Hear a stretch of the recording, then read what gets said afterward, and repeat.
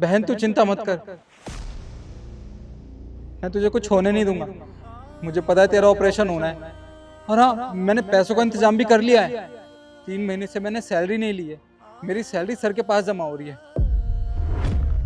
आज के आज ट्रेन पकड़ के तेरे पास आ जाऊंगा और डॉक्टर साहब से बात भी कर लूंगा। तेरा ऑपरेशन कल ही होगा।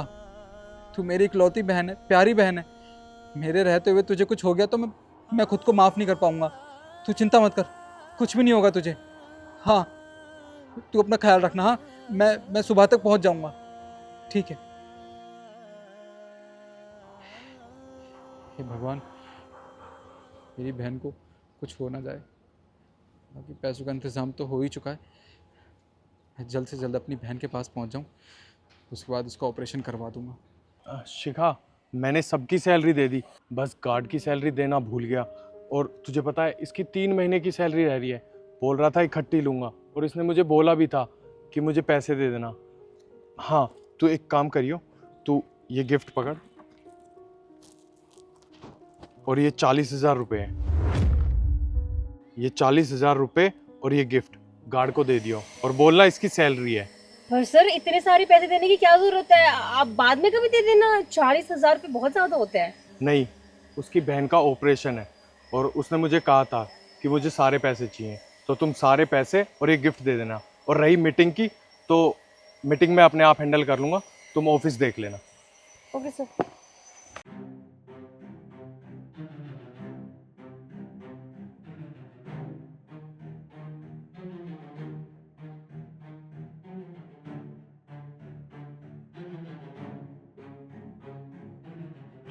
कितने बेवकूफ़ है सर।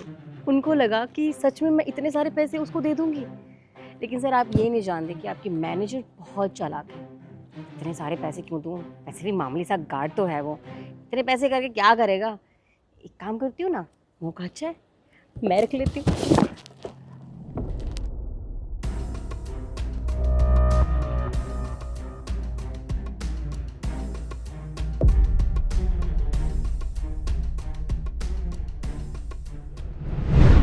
नमस्ते मेम साहब। नमस्ते। तुम बोल रहे थे ना सर को तुम्हें सैलरी चाहिए थी, तुम्हें गाँव जाना था। जी मेम साहब, वो 3 महीने से साहब के पास मेरी सैलरी जमा हो रही है, मैंने ली नहीं है। मुझे गांव निकलना है आज शाम को, तो पैसे तो चाहिए थे। अच्छा हाँ, सर ने मुझे ही बोला था तुम्हें पैसे देने के लिए। और ये गिफ्ट भी, ये लो,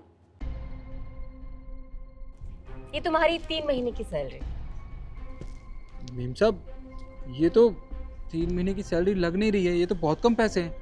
तुम्हारा बोलने का मतलब क्या है कि सर ने जानबूझ के तुम्हें पैसे कम दिए हैं? जितने बनते हैं उतने देंगे ना वो।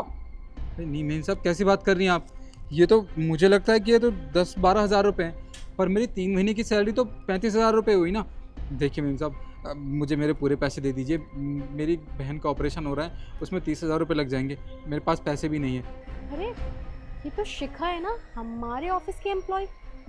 ये हमारी गार्ड से इतनी बदतमीजी से बात क्यों कर रही है? तो मैं क्या करूँ? ये मेरी हेडेक नहीं है, तुम्हारी बहन है, तुम देखो ना।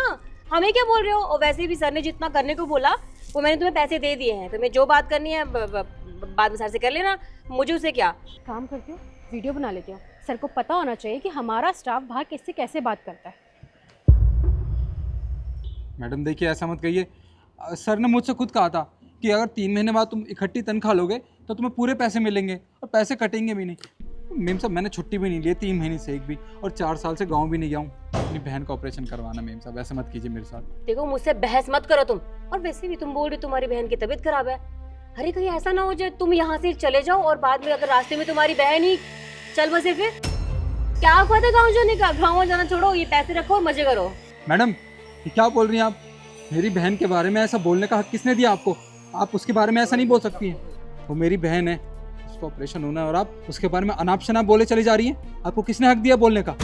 तुझे किसने हक दिया बोलने का? हाँ, तू मैनेजर के सामने बकवास कर रहा है। अपनी आवाज नीचे रख, समझा? जो पैसे मिल रहे हैं ना वो रख ले, वरना वो भी नहीं मिलेंगे। अपने काम पे ध्यान दे। बकवास कर रहा है। मैडम मेरी बात सुनिए। मैडम मैं अब ठीक है, सर को दिखाऊंगी। इतने कम पैसों में मेरा क्या होगा?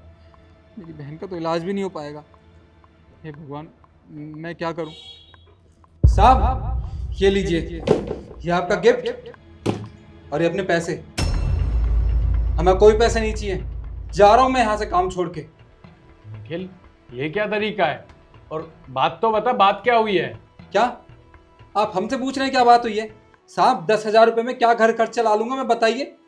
3 महीने से सैलरी नहीं ली थी मैंने। ये सोचा था कि इकट्ठी सैलरी ले लूंगा क्योंकि अपनी बहन का इलाज करवाना है मुझे गाँव जाकर।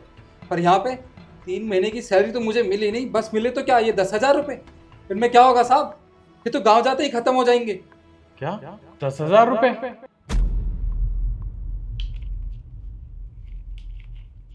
निखिल, मैंने तो शिखा को पूरे 40,000 रुपए दिए थे तुझे देने के लिए। 40,000 रुपये?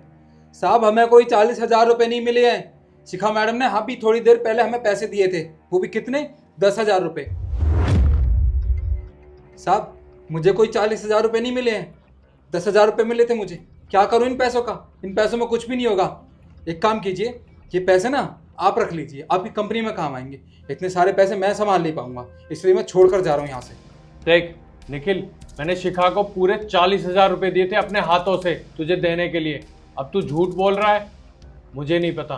पर हाँ, अगर तुझे और पैसे चाहिए तो तू मुझसे मांग सकता है, पर ऐसे किसी के ऊपर इल्ज़ाम मत लगा। साहब मैं अपनी बहन की कसम खा के कह रहा हूँ, मैं आपसे झूठ नहीं बोल रहा। मेरी बहन का ऑपरेशन होना है, गाँव में है वो। अरे उसके इलाज के लिए पैसे चाहिए थे, 3 महीने से पैसे लिए नहीं थे मैंने आपसे ताकि उसका इलाज करवा सकूँ। अरे 30,000 रुपये उसके इलाज में लगेंगे साहब। उसकी किडनी में दिक्कत है, अगर उसका इलाज नहीं करवाया तो बहुत ज़्यादा दिक्कत हो जाएगी। मैं सच बोल रहा हूँ सर, मेरा यकीन कीजिए, मैं झूठ नहीं बोल रहा आपसे। 1 मिनट रुक, मैं शिखा को बुलाता हूँ, वही बताएगी तुझे कितने पैसे दिए थे। शिखा, एक बार ऑफिस में आना।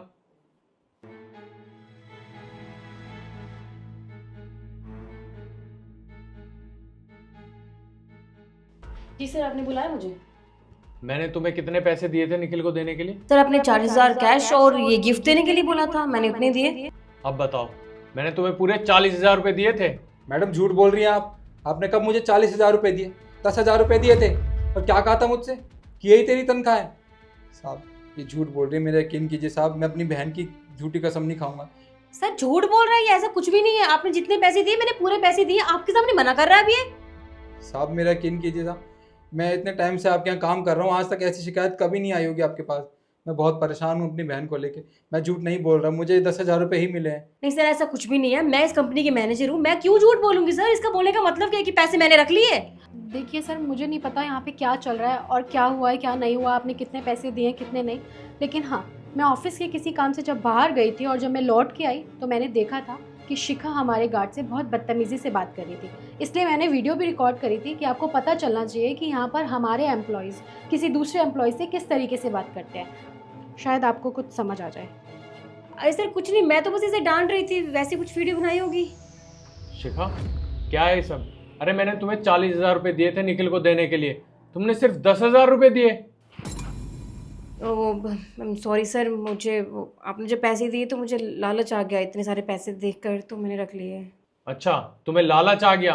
अरे तुम्हें शर्म आनी चाहिए। अरे वो बेचारा गरीब आदमी है, तुमने उसके पैसे काट लिए। अरे उसने कैसे तैसे करके अपने पैसे जोड़े थे अपनी बहन के लिए, और तुमने क्या किया? अरे एक बात बताओ, जब मैं तुम्हें सैलरी देता हूँ क्या उससे तुम्हारा पेट नहीं भरता क्या? आई नो सर, मुझसे हो गई गलती, मैं माफ़ी मांग तो रही हूँ। और वैसे भी सर मुझे नहीं पता था कि ये सब हो जाएगा, इसको पता चल जाएगा और ये आपको बता देगा। सर आगे से कभी नहीं होगा sir, please, I am sorry. अगली बार तू कर भी नहीं पाएगी। अब एक काम कर, इस कंपनी से बाहर निकल। आज के बाद तुझे यहाँ आने की कोई जरूरत नहीं है। सर ऐसा मत कीजिए सर, बहुत मुश्किल से मैं यहाँ तक पहुंची हूँ सर, प्लीज़ ऐसा मत कीजिए। पैसे वापस कर दूंगी मैं इसके। नहीं, तुम जैसे लोगों को मैं अपनी कंपनी में नहीं रख सकता। आज तुमने सिक्योरिटी गार्ड के साथ ये सब किया है, कल को किसी और के साथ कुछ किया तो मैं किसको क्या जवाब दूंगा? अब तुम एक काम करो, जाओ यहाँ से। 1 मिनट, जो तुमने पैसे लिए हैं वो पैसे दे के जाओ।